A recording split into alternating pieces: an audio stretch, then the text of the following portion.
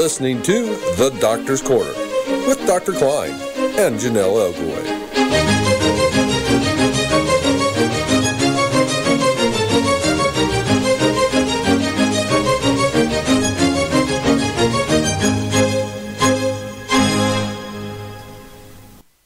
Good evening and welcome to the Doctor's Corner with myself, Janelle Elgoway, and Dr. Kline.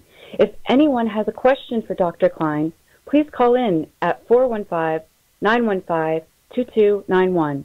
Or you can chat and ask questions on our YouTube channel, Conspiracies Against Wellness live stream. And don't forget, tonight at 8, 7 Central, we'll have guest Reverend Dr. Myers on to discuss about his rally in April. So, Dr. Kline, how are you this evening? I'm just dandy, as we used to say in the olden days. Dandy. So, while we wait for people to call in with some questions, I was just wondering, when you first started practicing, what were the majority of the reasons people came in to see you? The most common reason people come to doctor's offices is pain. You know, they either have a pain in their ear or they got a pain in their leg or something. 20%, a fifth of people that come to the doctor's office come in with pain. And then the second most common thing is flu and infectious disease. Uh-huh. Has this changed all over the years? And if so, how? I don't think it's really changed much. You know, it's kind of, what do you go to the doctor for? You know, I took my kid to the doctor. I went to the doctor. And why do people go? It's usually an injury or pain or an infectious disease. Mm-hmm. Or follow-up with something. You know, maybe you got a problem and you're back in for follow-up. But for initial visits, those are the reasons. Okay. What do patients not know about healthcare in America today that they should know? They should know that healthcare now is definitely profit-driven. 75% of doctors have sold their practices and now work for somebody who's going to be making money on them. That doesn't mean they're bad doctors and they're not going to take care of you, but that way you can understand why somebody only spends 8 minutes with you and is busy pounding away on a computer, because it all has to do with, quote, getting paid.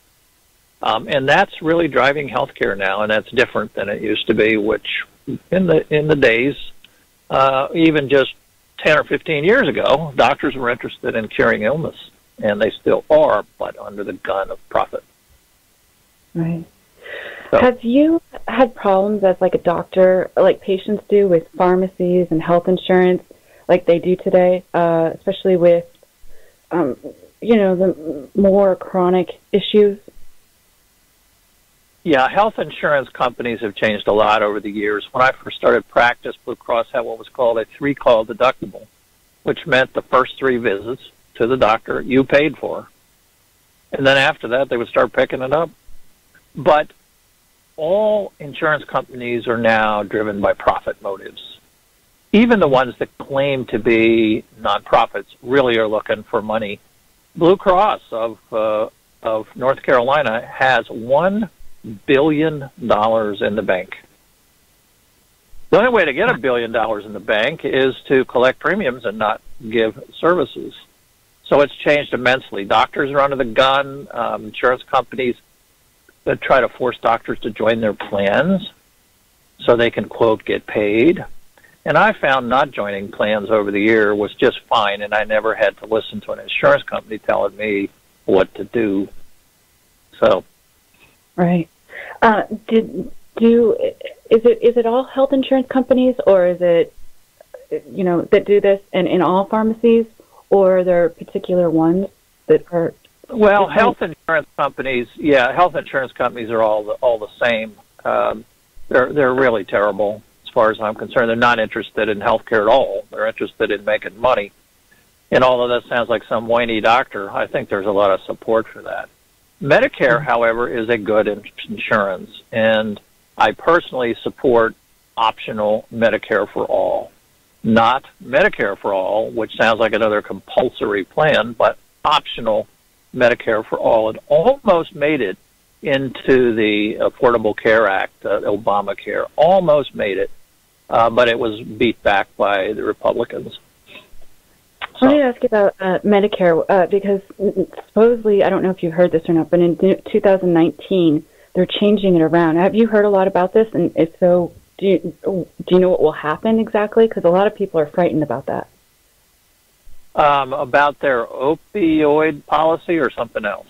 Yeah. But the opioid. Sorry about that. Yeah, their opioid policy. But does it change for anything else as well, or is it just that? I've been just focused on the opioid policy. It's really kind of hard to keep up with all these programs. They all seem to be doing negative things.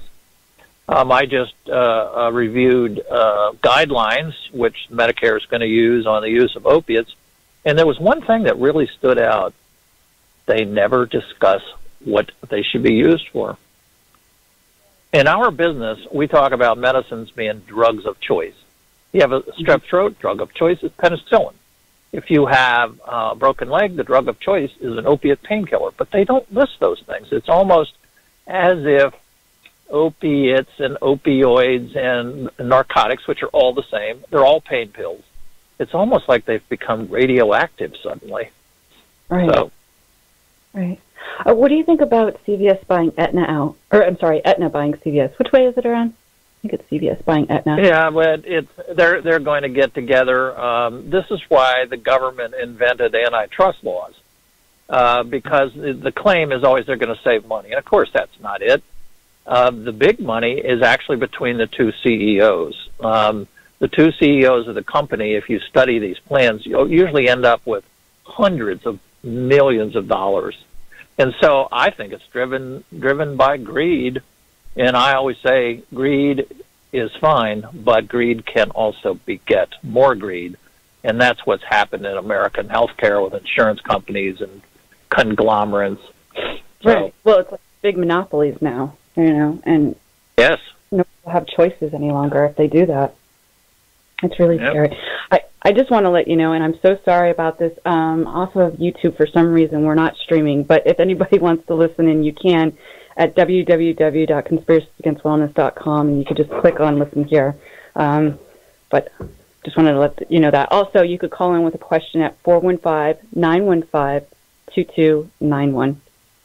And apologize for the issues there on YouTube. Okay. If you, I know we had a question last week. If somebody has a rare disease, do you have any advice of what they can know to help with that? Could you give any rare disease patients any advice on, and what would it be? Yeah, if you have a rare disease, doctors are not aware of it. And nowadays, since everybody's grown up and we have all this sharing of information, what I suggest to people is they research their disease. Wikipedia is a great place to get started. I'm sorry if people run it down, but it's not. And then a couple of articles, and then type up a little summary, and you send it to the doctor ahead of time. Mm-hmm. And if physicians get huffy, and then go to somebody else. I am actually going to try to make a little book called Rare Painful Diseases. And I'm going to put as much, a small amount of medical information, but more importantly, we're also going to have Part B, which is the patient's view. This is a rare disease. And so what is it that bothers me the most when I have disease X? Doctors need to know the inside skinny about these rare diseases. So, when are these books going to come out? And where can I don't know. I need help. I'm swamped with trying to keep up with all the opioid avoidance fire that's burning across the country. So actually, I've asked a few people if they want to write up a little something. I'll give them credit in the book. I'm not going to be selling the book to make money. It's going to be a small volume just for doctors. And Dr. Forrest Tennant also thought it was a good idea, and he said if he had time, he would help with it too. But we don't grow up with these rare diseases. We really don't. And in the past year of my Twitter feed, I've learned about some of these rare diseases just in the last year. So I think patients need to share that with the doctors, and they can help. if they want some to put, something in my little volume that I'm going to start working on one of these evenings instead of watching TV. Or fighting the opioid battle, because that takes up a lot of time. Fighting the opioid battle. I feel like I'm out there with a forest fire with a garden hose. No kidding. And it just seems to be getting worse and worse. For a while, it seemed, possibly that things would get better. What do you think about that?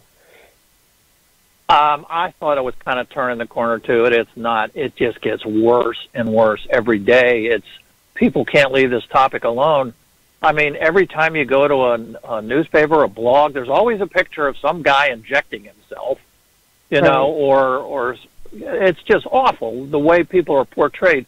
This is a real illness, a real medical illness, and it should be treated as such. It's not a criminal or personality problem. It's not characterological. It's a real brain disease and needs to be treated by doctors who are trained to treat that, just like doctors are trained to treat cancer and heart disease. So, well, the other thing, I don't know how doctors feel, but earlier you said, if a doctor doesn't like if you're, giving information or whatever. I know a lot of patients that have chronic and rare issues. We don't have a lot of options anymore. We don't have we could go to a ton of doctors and see if they'll be cool with us doing that. But a lot of them, if they turn us away, they have almost the upper hand. And I'm not saying anything against doctors. It's just, it seems like the atmosphere that we're in anymore, we don't have a lot of a choice. And what do you think about that from your perspective? No, I agree. If physicians feel uncomfortable treating something, let's say I have a person with a complex heart problem, I would feel uncomfortable. I would send that person to a cardiologist. But I would take care of most all cardiac things myself. And doctors need to learn, but they got to have my little book, or a book rather, listing these rare diseases, because we don't know about them, and we don't have differential diagnosis. In other words, if a patient is complaining of bone pain, the current thing is to think, wow, I'm sure. But really, complaints about bone pain are a tip-off to some of these rare diseases. Doctors need to listen to their patients. And I'm trying to get published a blurb on palliative care. And in that blurb are ways for doctors to be able to bill for complex patients. Medicare has been very nice now in letting primary care doctors bill extra time that they have to spend even on the phone with the pharmacist, and, because a lot of doctors shy away from complex pain because they think it's going to take up too much time. But in fact, offices can be reimbursed for the extra time, so that's no longer an excuse. So, okay. Oh, you mentioned you have a little blurb or something on palliative care. What exactly is that? Well, it's a little thing I've submitted for publication to Medscape. I haven't heard back from them. If it's not published there, I'll publish it myself on Medium, that's attached to my Twitter feed. But basically, it explains palliative care, what it is. Most all states, and the first sentence in the CDC guidelines exempts palliative care. And palliative care is real simple. Somebody has a disease you cannot cure, therefore you treat the symptoms. And you have the possibility the symptoms will improve functioning. And we see that every day with patients who have returned to their pain medicines for their rare painful diseases, and all of a sudden they can start functioning better. That's palliative care. So they were off of their medicines at one point, and then they had to go back on it? Is that what you mean? And then they went back on, and then you can really see, the scientific differences. It's called an ABA reversal design, and we do that every day with patients. They're on it, take them off, put them back on, and you get some good information by doing it that way. There are coincidences. So AB is, oh, you have this problem, take this medicine. Oh, thank goodness, I feel better. But it may actually not be related. It may be coincidence. But when you do that final reversal and go back on, and now you're better, that's it. For sure it works. So, Do you think if patients were taught more about these health conditions and possibly even pre-care, would their outcomes be better? How do you think of that? Oh, I think so. Yeah, I think if we had optional Medicare for all, and you have independent physicians, I think independent physicians. I've always been independent, so I'm biased. But the problem is doctors get talked into selling their practices. Oh, you're going to get this big pile of money, and oh, we'll take care of all the problems, and oh, you'll be just as independent as you were before. That's not the way it works when you work for somebody else, no matter who you work for. If you work for somebody running a chemical factory, then you do what they tell you to do. And when doctors sell their practices to hospital corporations, doctors are just seen as milk cows. Mm-hmm. You know, if you can just see more patients, doctor, you know, we'll be able to keep more money. And then we'll be able to share that with our stockholders, and we'll give ourselves gigantic bonuses. I was surprised to find in Raleigh, where I live, the hospital administrators were making $2 million plus generous bonuses. Where are they getting the money? There's only one place to get the money. That's to shave medical care. Then they keep the extra money. So what do you mean shave medical care? What does that mean? Well, in other words, if you can set aside $2 million for a salary for a CEO, where's the money coming from? Right. The money coming into the hospital is supposed to be spent out in patient care. So if you spend a little less in patient care, you get to keep the money. That's the way it works with pharmacy benefit managers. They're all paid your premium, which Medicare D premium, whatever it is, let's say $50 a month. Then they take all that money and they return it to you with medicines. But suppose they can start making more money behind the scenes. Suppose they can make it difficult for doctors to prescribe with these prior authorizations, where I have to spend 20 minutes on the phone with some insurance company begging them to allow me to prescribe to my patients. See, if they can discourage doctors, they don't have to sell, they don't have to put out as many prescriptions. They get to keep the money. So. Mm-hmm. I just want to remind our audience, too, if you want to call in with a question for Dr. Kline, please do so at 415-915-2291. I was always wondering, and I'm sure a lot of patients wonder this, too. Is it true that doctors really get a lot of, I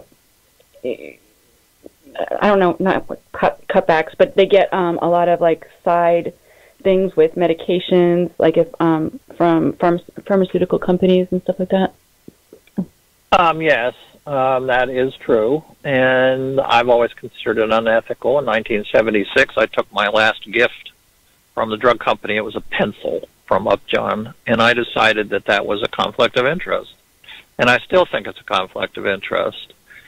We make enough money being doctors. We don't have to, get money from drug companies.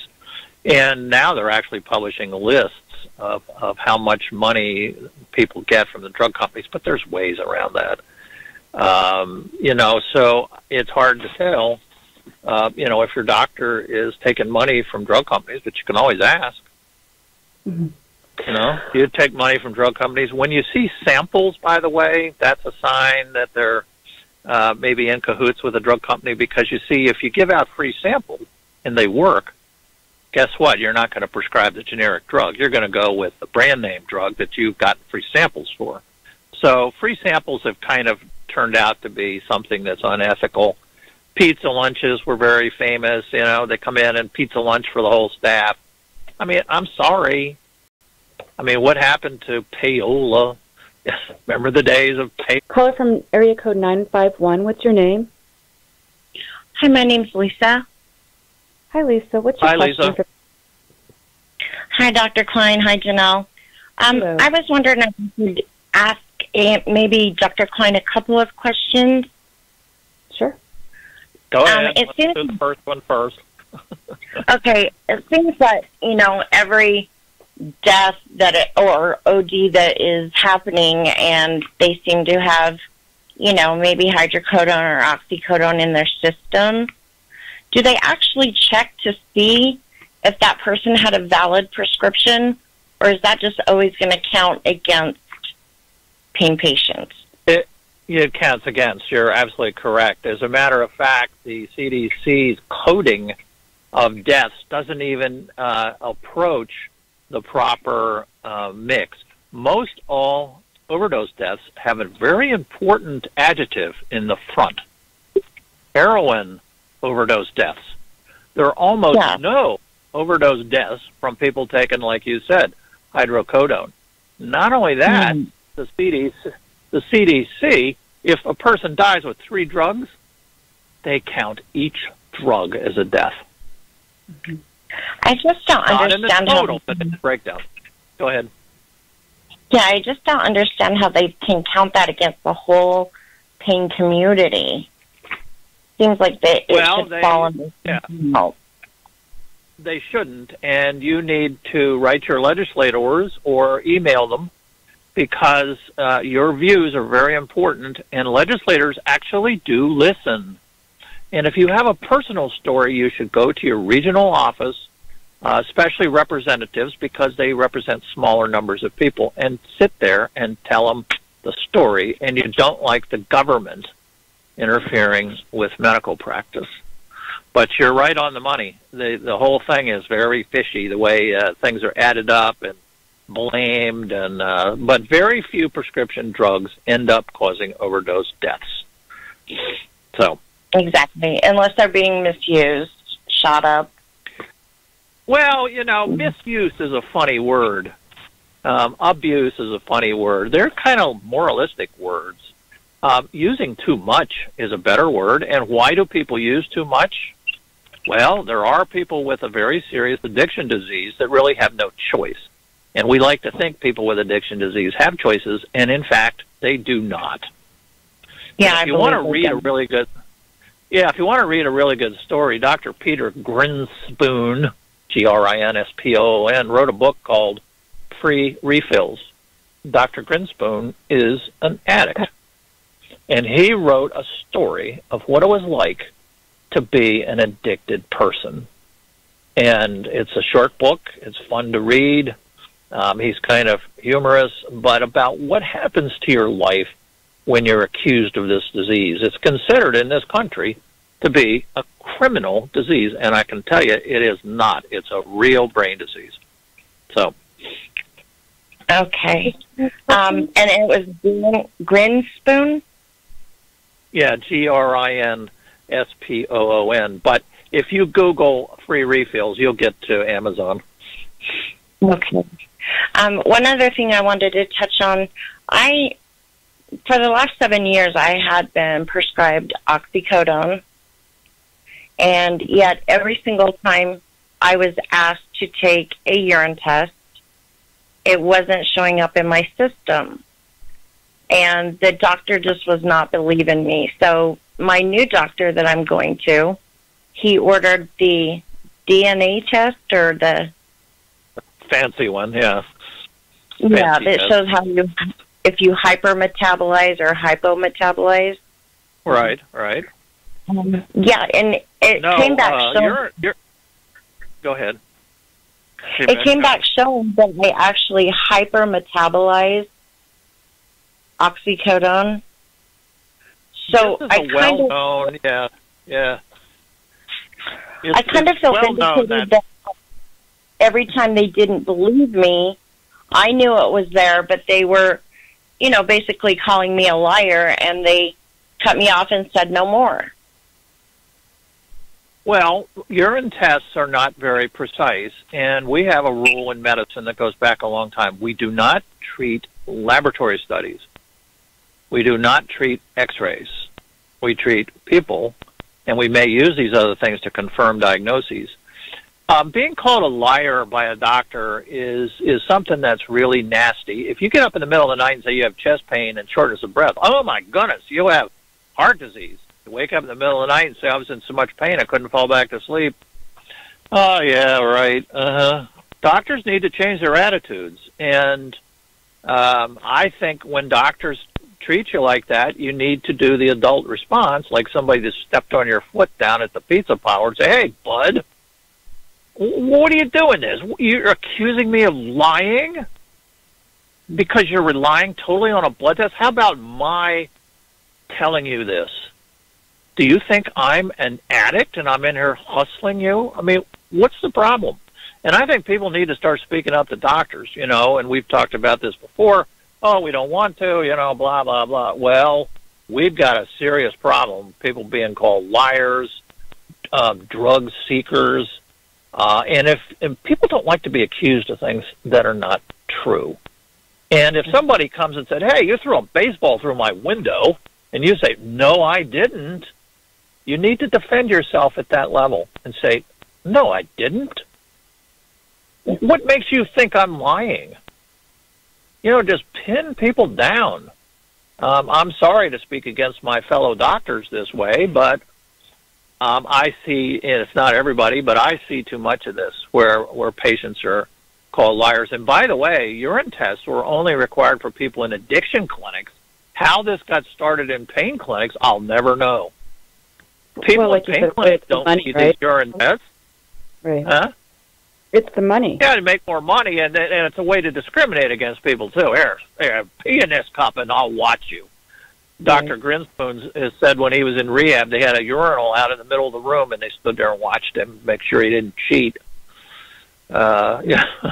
It's really, so you're really not alone. There are 6 million other people like you being treated as addicts and as addicted disease. And addicted disease is bad enough without being accused of it in a criminal kind of way, in a very negative, prejudicial kind of way. This is old-fashioned prejudice. Yep. So, Lisa, thank you so much for calling in. And we have time for one more question. Caller from area code 262. What's your name and where are you from? Hi. Well, I'll just say I'm F1 Rocket Engine on the YouTube chat there. Yes, I see you. Hi. Is that sufficient? I can give you my real name. I know Janelle at Facebook. Yeah, you don't have to do that. And first name's fine. Yeah. David.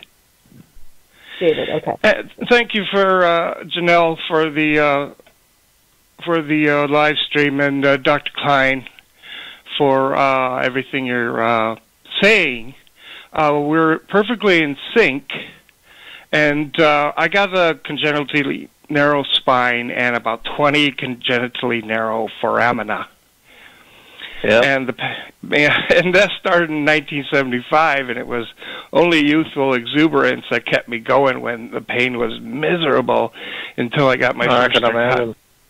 Oh, it's a bad spine. I became a surgical technician in 1998. I was never pushed towards doctor. That was not going to happen, but I could have been a doctor.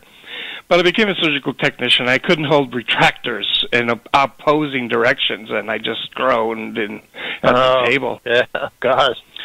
Okay.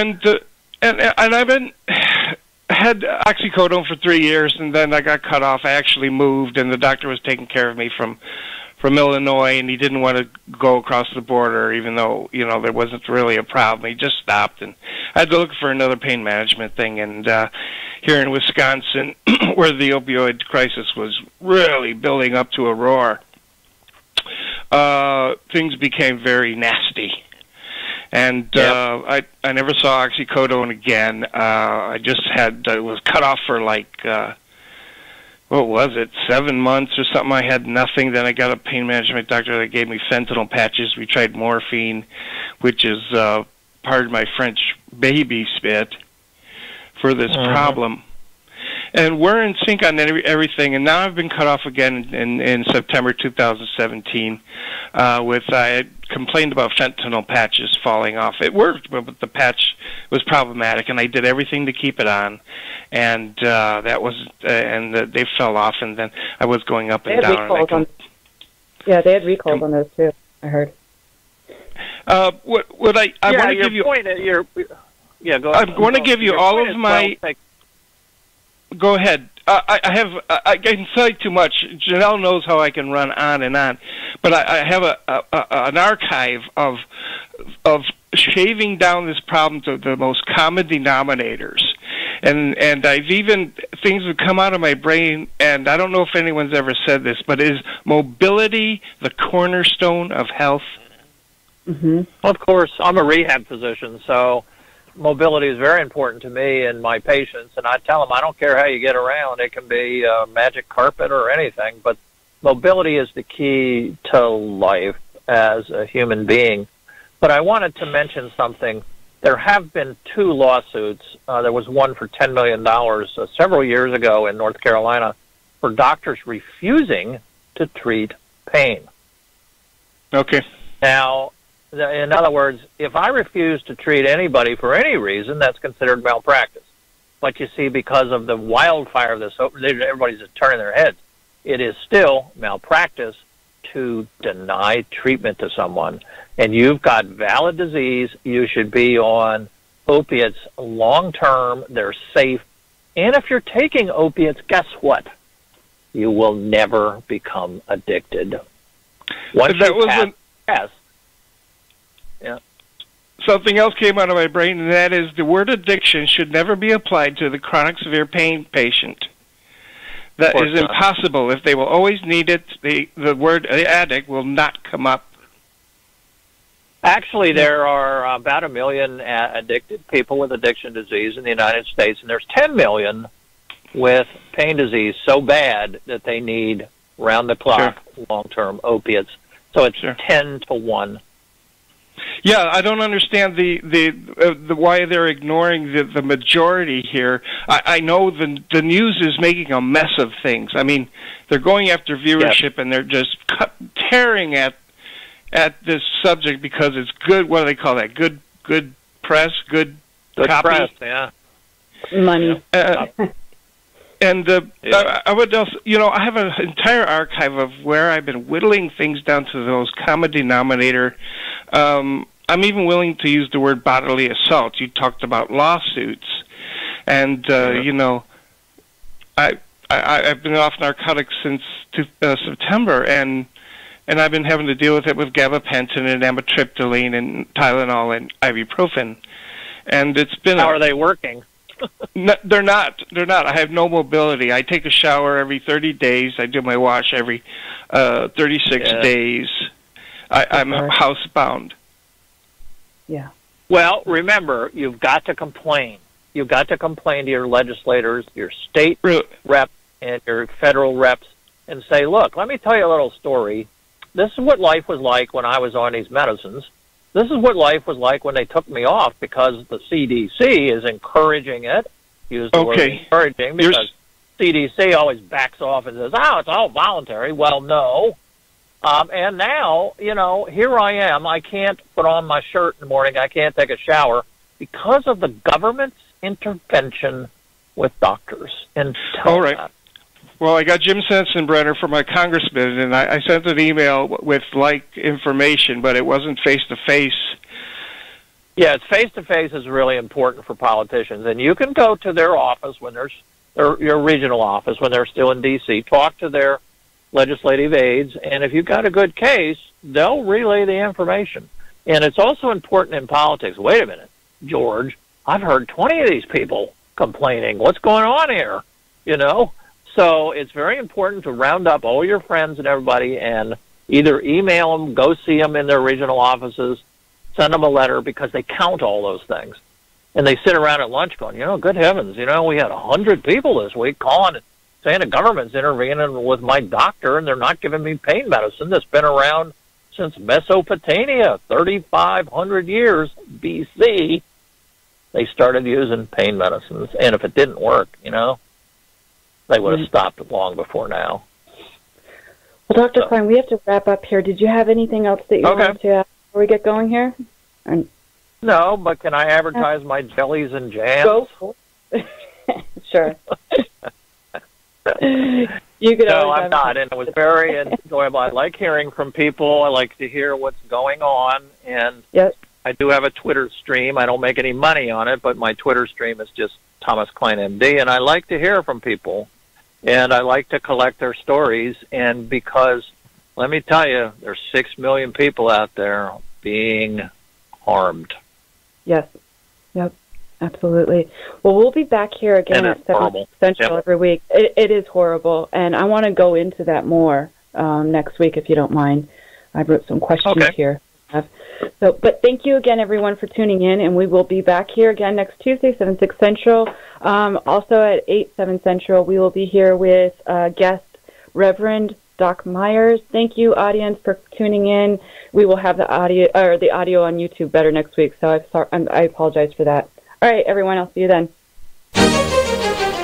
You've been listening to The Doctor's Corner with Dr. Kline and Janelle Elgoy. Copyright 2018 by EXG LLC. All rights reserved.